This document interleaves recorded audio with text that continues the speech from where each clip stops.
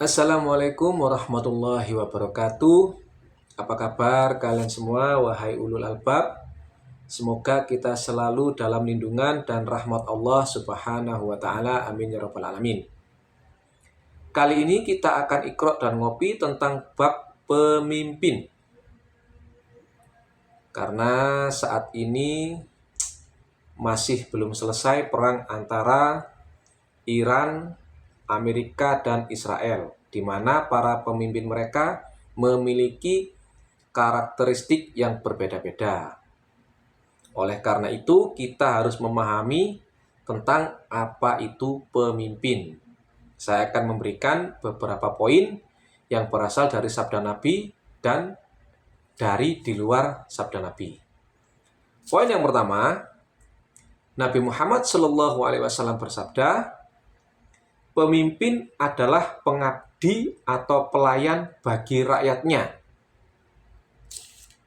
Saya ulang lagi, pemimpin adalah pengabdi atau pelayan bagi rakyatnya.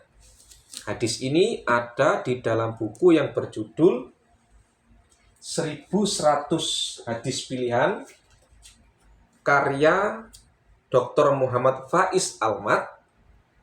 Lalu ada di dalam buku Risalah Al-Qushairiyah, karya Abul Qasim Abdul Karim Hawasin Al-Qushairi An-Naisaburi. Lalu ada di dalam buku Syajaratul Ma'arif, karya Syekh Al-Is bin Abdus Salam. Jadi satu hadis ada di dalam 3 buku, karena saya sudah membaca semua atau ketiga buku ini, ya. Kalian cek kalau kalian sudah memiliki buku ini, kalian cek hadisnya, pasti ada, saya jamin. Lalu poin yang kedua, Nabi Muhammad SAW bersabda, manusia yang paling dicintai Allah dan paling dekat dengannya adalah penguasa atau pemimpin yang adil. Dan manusia yang paling dimurkai Allah dan paling jauh dari Allah adalah penguasa atau pemimpin yang zalim. Hadis ini ada di dalam buku yang berjudul Nasihat untuk para penguasa, karya Imam Al-Ghazali. Kalian harus membaca buku ini juga. Ya, sudah 4 buku.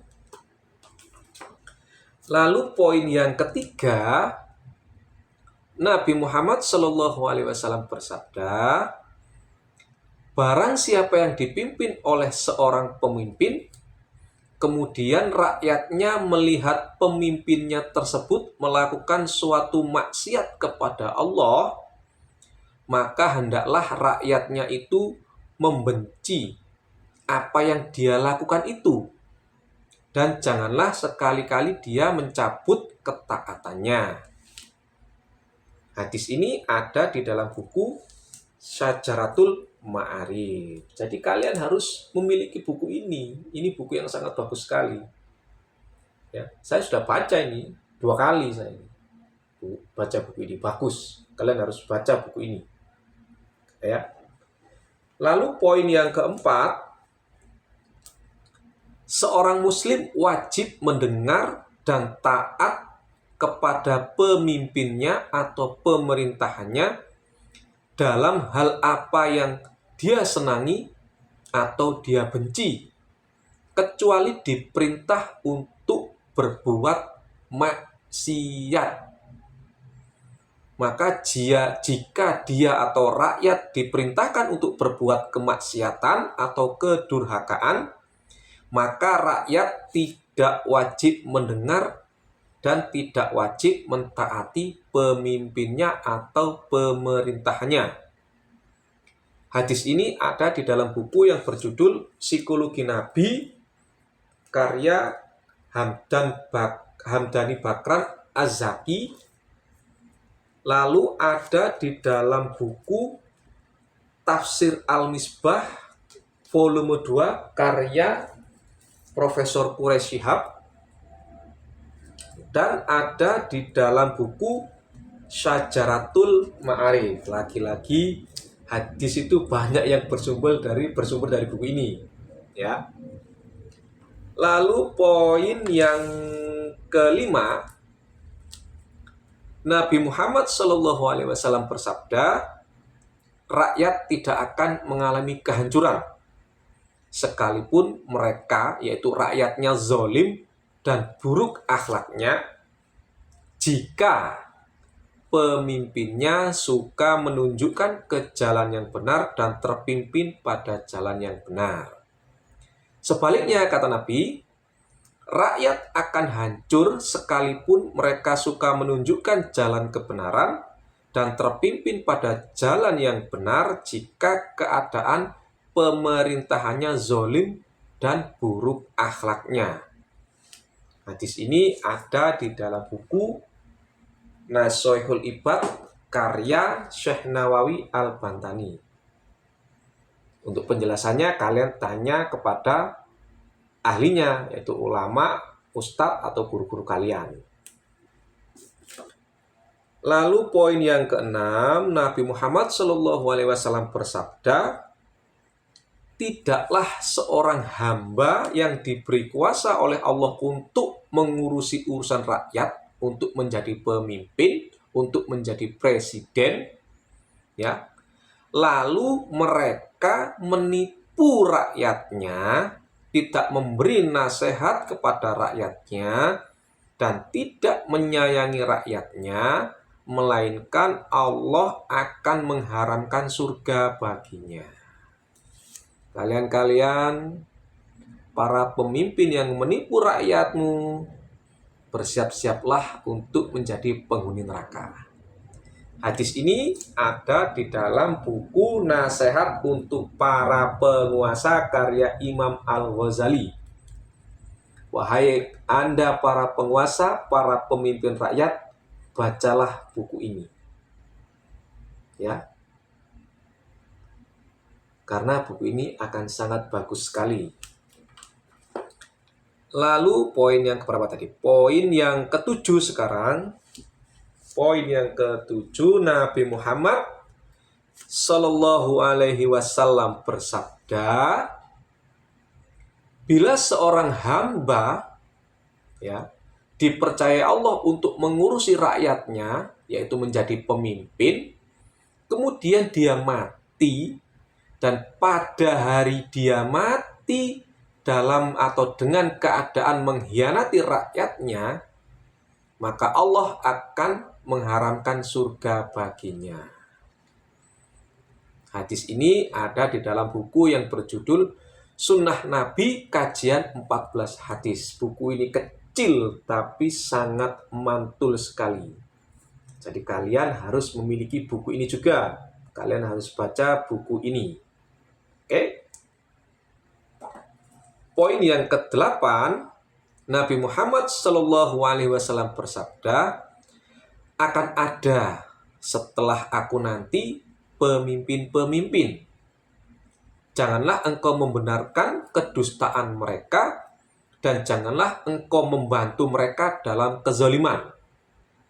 Barang siapa membenarkan kedustaan mereka dan membantu kezalimannya, dia tidak akan sampai ke telaga. Maksudnya ke telaga Rasulullah. Maksudnya apa?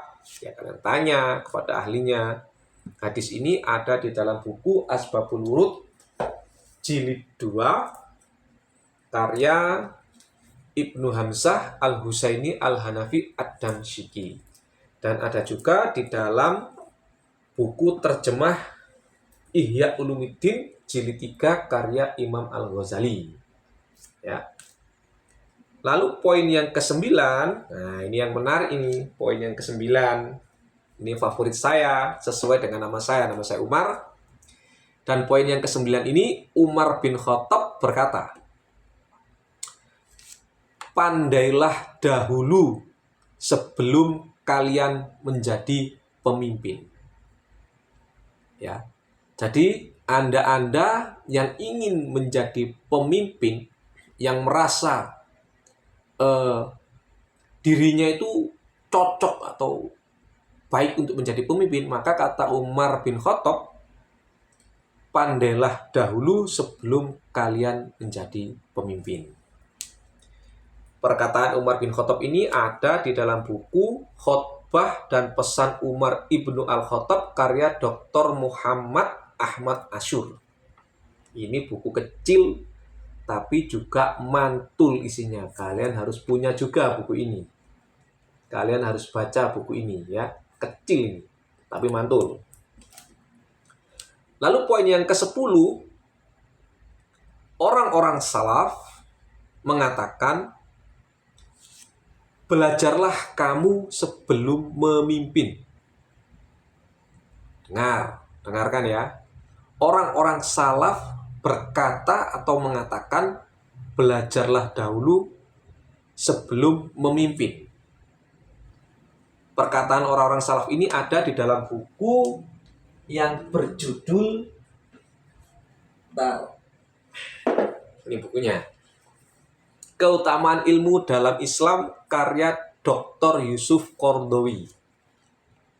Jadi kalau Umar bin Khattab berkata, pandailah dahulu, pinterosik, jadilah ahlinya dahulu sebelum kamu menjadi seorang pemimpin.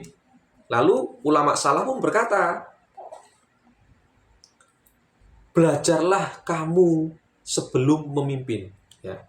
Jadi harus pinter dulu, harus ahli dulu, harus expert dulu, dan juga harus belajar dahulu sebelum menjadi seorang pemimpin.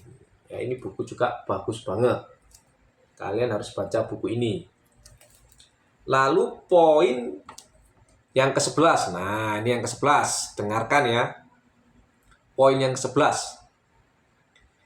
Jika sarana untuk mencapai posisi kepemimpinan adalah dengan menghalalkan segala cara, maka petaka dan bencana yang akan tiba.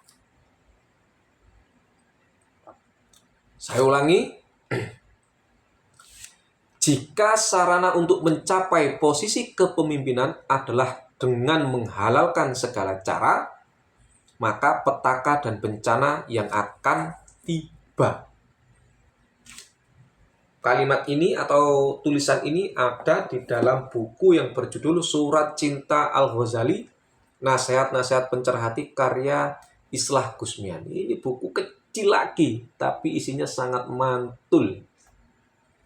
Saya juga 2 kali sudah membaca buku ini. Lalu poin yang terakhir, yang ke-12, yang telah saya catat untuk kalian semua, wahai ulul albab, yaitu ketika kalian melihat seseorang yang terobsesi menjadi pemimpin dan gila hormat, maka jangan sekali-kali engkau mendekatinya. Ada enggak? Enggak tahu. Ya, saya ulangi. Ketika kamu melihat seseorang yang terobsesi menjadi pemimpin dan gila hormat, maka jangan sekali-kali kamu mendekatinya. Kalimat ini ada di dalam buku Risalah Al-Amin karya Abu Hasan Asy-Syadzili. Ya.